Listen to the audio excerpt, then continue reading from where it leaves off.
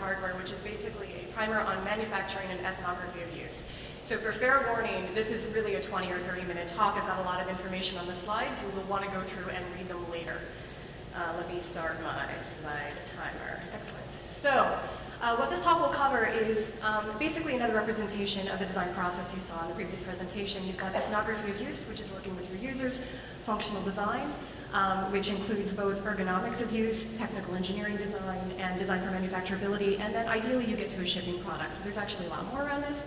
The lesson here is that ergonomics of use, making things easy for your users, generally tends to fight with design for manufacturability or making something incredibly cheap. Ethnography of use, just to go through in words, is choosing your user and learning their background and needs to inform what your product design needs to look like. Functional design is your engineering proof of concept, proving out that your electronics, your engineering, the concept works. Ergonomics of use is going back to your users and looking at how they interact with your technology, and your goal is to push use error down to 0%. Like, you want your thing to be usable for the ethnographic group you chose. Design for manufacturability is then taking all of that input and trying to make it super simple and reliable to manufacture, where your goal is to get manufacturing yields up to 100% and failures down to nothing.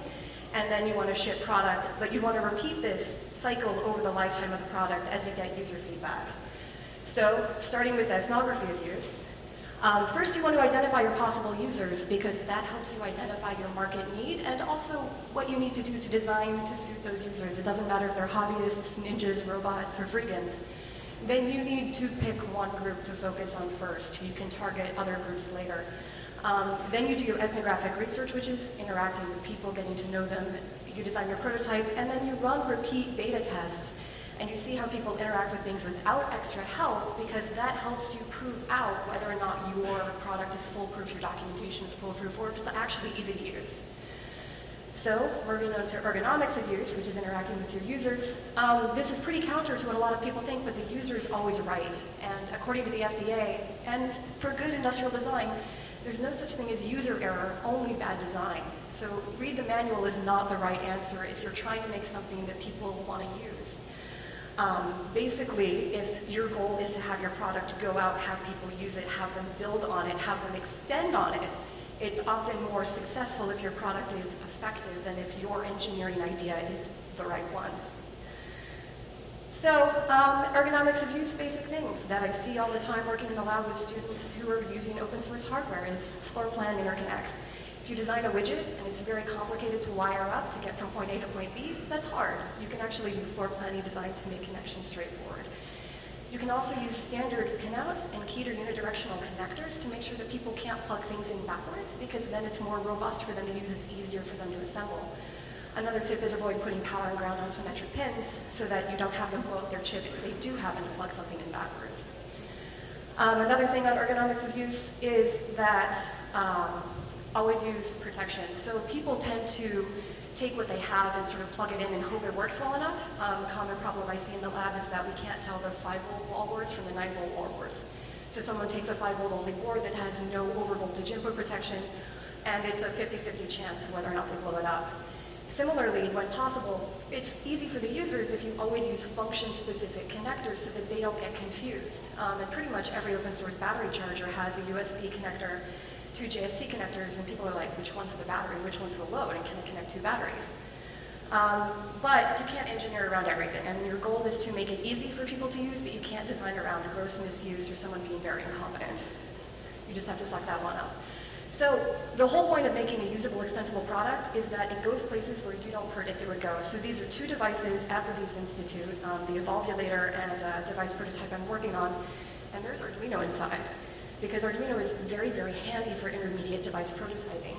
And the usability goes just beyond the hardware design to include everything from support software, seamless IDEs, portability across platforms. Having a typical library of circuit applications is key, particularly for your new users. And good customer support and all of those things help people take your things farther in the market, and it gives you market loyalty.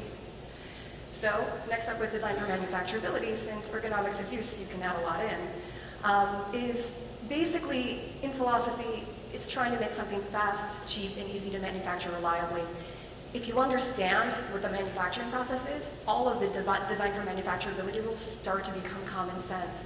So your goal is to learn DFM. I learned from talking to CAD engineers. You can learn from talking to vendors. They really love nerding out about what they do. They're experts at it. They like to talk about it, and they'll tell you all about their rules. So for electronics DFM, there's a whole lot that goes into making a product. You have your printed circuit board rules, your assembly rules, your product assembly rules, like the Apple look and feel. We can only cover 2 of these. There's a lot of information here. So I'm gonna go quickly. There are gonna be checklists. How most PCBs are made is with a lamination process, or you can do direct milling. So the best way to start with how do I make my PCB manufacturable is to go to the vendor capability website and read up. As a general rule, increasing cost in manufacturing, if you get something quoted by a vendor, doesn't mean that it's not manufacturable. It just means that it requires more precision machining. But if your goal is a low price target, you want to sort of try to work towards their cheapest capabilities. Also, all of them offer DFM design rule checkers because it makes their lives easier, and it's a good tool for you to use. So, DFM checklist for PCB routing. When possible, use a lot of copper, but not too much. Otherwise, it creates, assembly issues. You use 45-degree routing and avoid acute interior angles, not because of electrons bouncing off the walls, but because it forms an acid trap or a risk that the trace will delaminate. The reason why you use more copper is because it makes it easier to rework boards. Don't put vias in pads or direct connect part pads to copper, because then that makes it very, very hard to reflow solder. And when you're trying to fit a part footprint on a board, don't forget slop. All of these things are made by round drills routing things out, and you have to actually include those tolerances. So now for the assembly part, it's all in the footprints. Footprints are assembly method dependent. So you have 3 basic assembly methods. Human hand assembly. It's when your product is a kit and someone's building it at a number of experience levels. Then you have mid to low volume manufacturing, which is often involving a pick and place for surface mount components, reflow ovens, but then human hand assembly. And in fact, a surprising number of Apple products are entirely, hybrid manufactured.